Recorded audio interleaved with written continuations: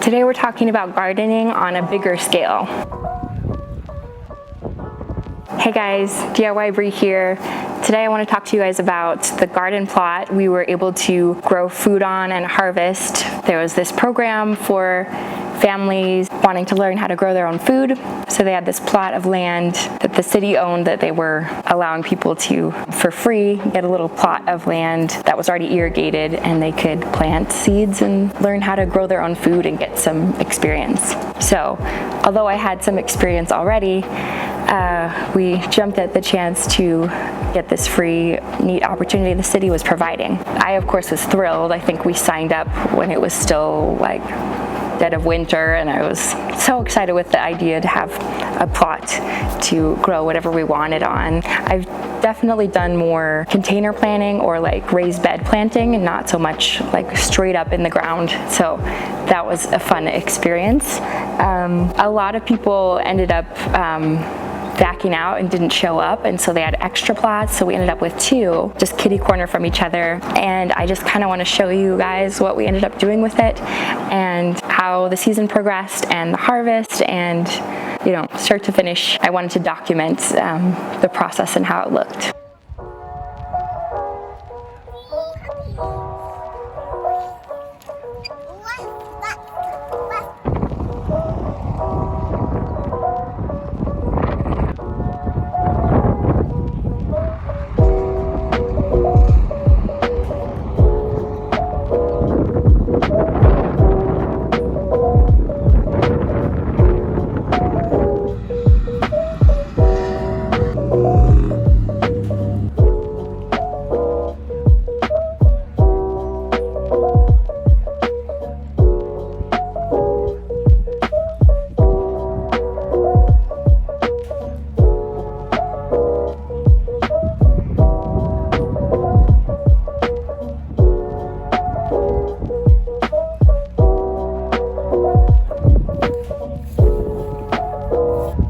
Arugula, sunflowers, trying carrots here. I need to do some more weeding.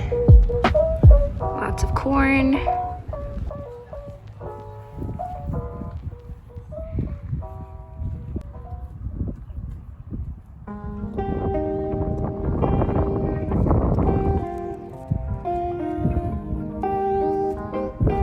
The watermelon is starting to spread out.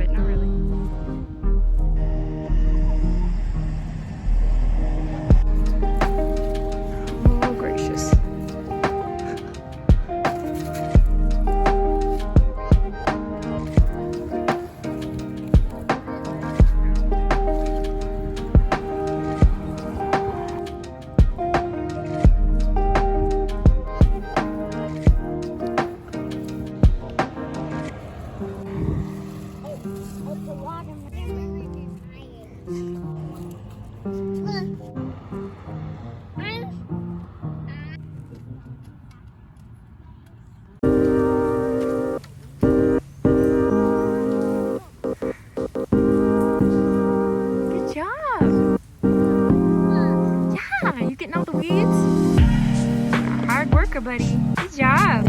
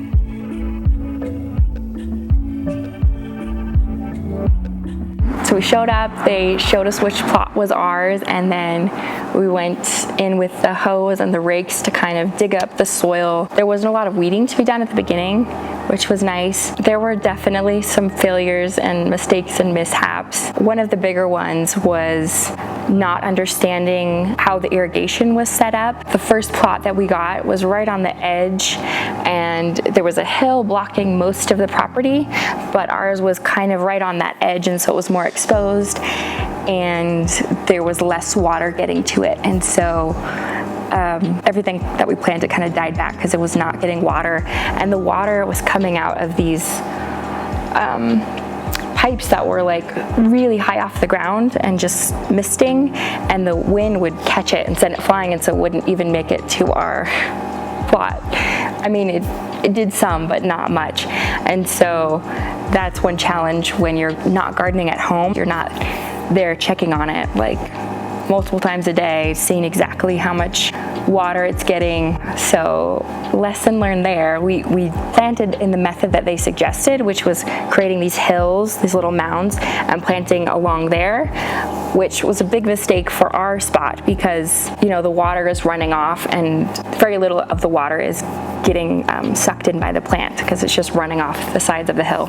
So I should have thought through things a little more and followed my own instincts, which I'm sure she meant well. And in some of those plots, it got a lot of water, and so that would be a good method in that case. So in that first plot, we planted a ton of tomatoes, peppers, broccoli, cauliflower, basil, and then on the second half of it, we did some bigger things, squash and watermelons. That first plot did not produce very much. Those tomatoes were so stressed from lack of water and the heat. They were just not planted in the best place with the best conditions. And so some died, some kind of like were stunted and straggled along. And by the end of the season, we did get some fruit off of those tomato plants. I maybe got a couple of peppers. Most of them were so stunted they couldn't even produce, so that was disappointing, which in some way it's good because we planted a ton, like way more than we needed, and sometimes that's a good thing, especially if you're a new gardener and a lot of the stuff dies or does not produce the way you expect. Then at least you still get something out of it. It was fun, but it was disappointing for sure to put that work in. But we did get a few watermelon and some squash from that plot, and you know, some basil and a few cherry tomatoes and things, and so it wasn't a total loss. Yeah, they provided everything, so there was no cost lost.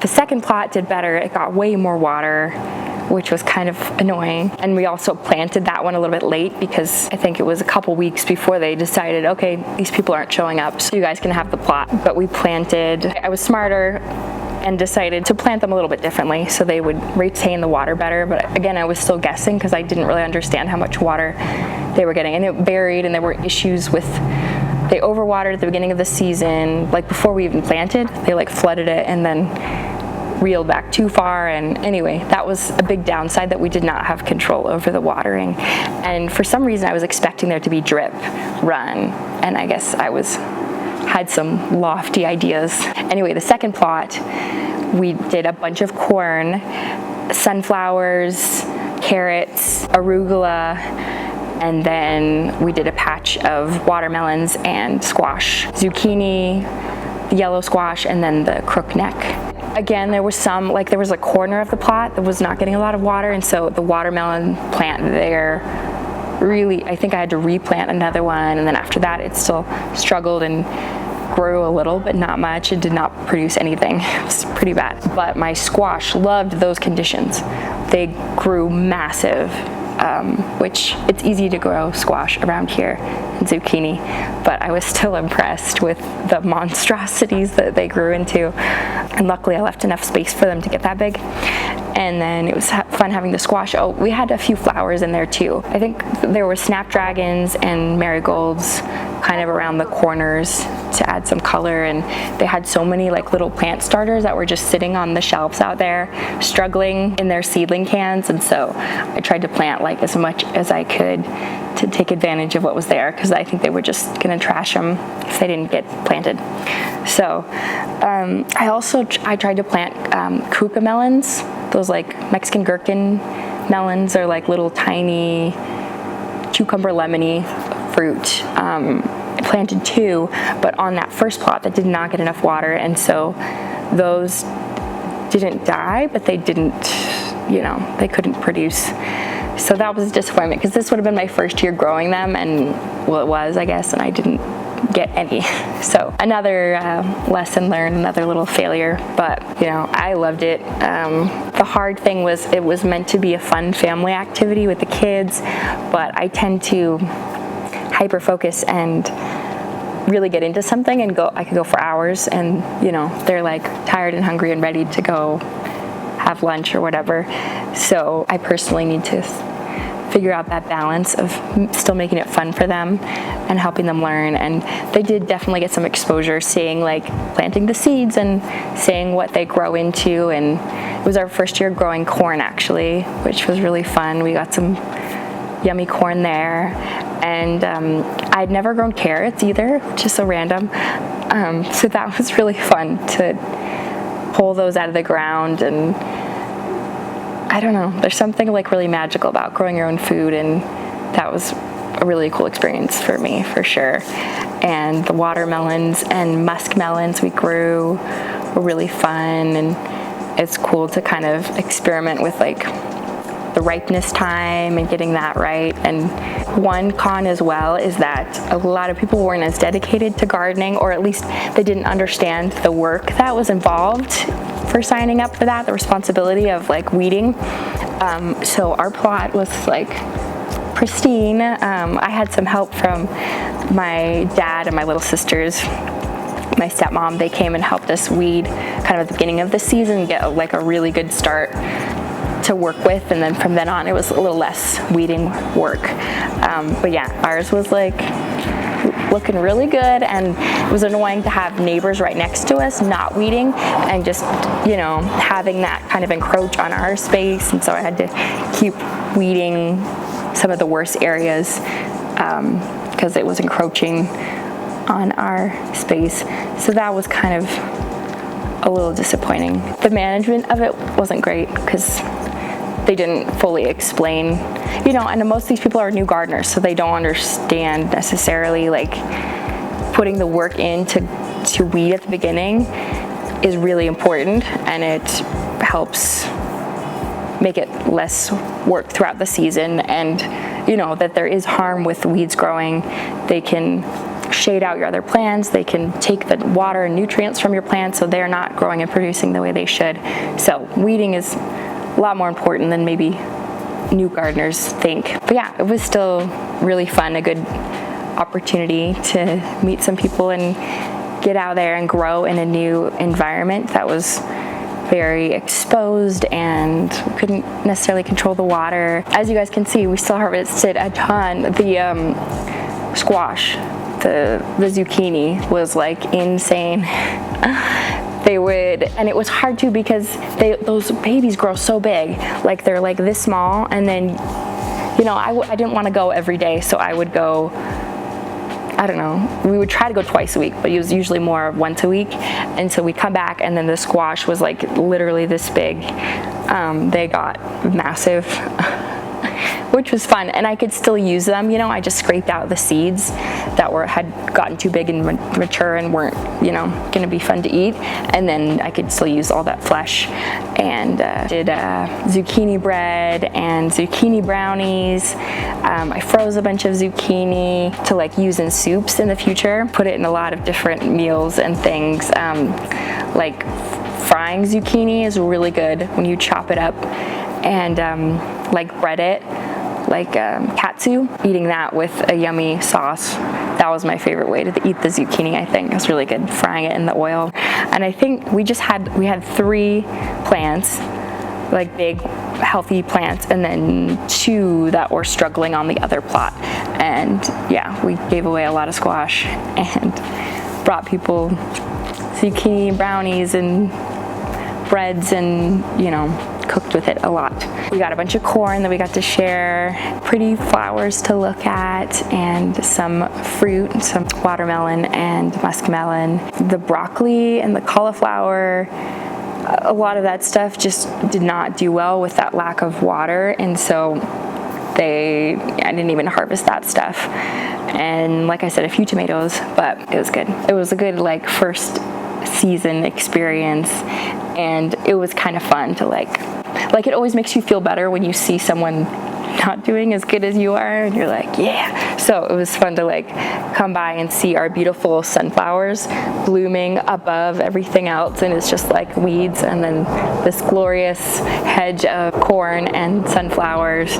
Even though I wouldn't consider that a great year, we definitely lost a lot of plants and did not get the harvest, the potential out of what we could have produced. But it's in comparison, we still did good. We grew stuff and didn't kill everything, and had fun in the process and learned things. So always good, valuable experience. Yeah, I think I said they provided the tools, the seeds, the little plant starts, and then did the watering and everything. So it was really fun. And so I think if we get the opportunity, I'm gonna do it again next year. This time I will be a lot more knowledgeable about the location and the conditions, and have better techniques for mulching. I think I did do some mulching, but it was after the fact, after everything had already struggled for a week and was not doing good. So there's stuff we can do for moisture retention for areas that don't get as well. And before we even plant, I should probably check out our plot and come see what it looks like in the morning, since they water at night, and see how that goes, which is also another problem, that they really should water in the morning, I think.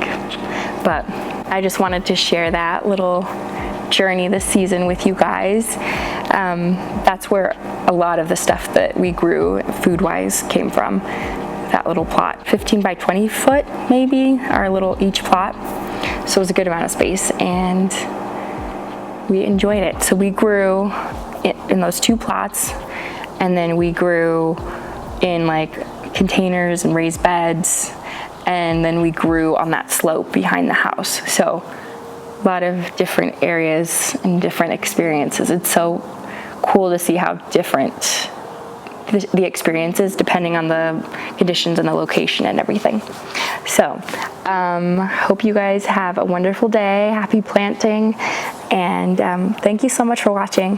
Bye.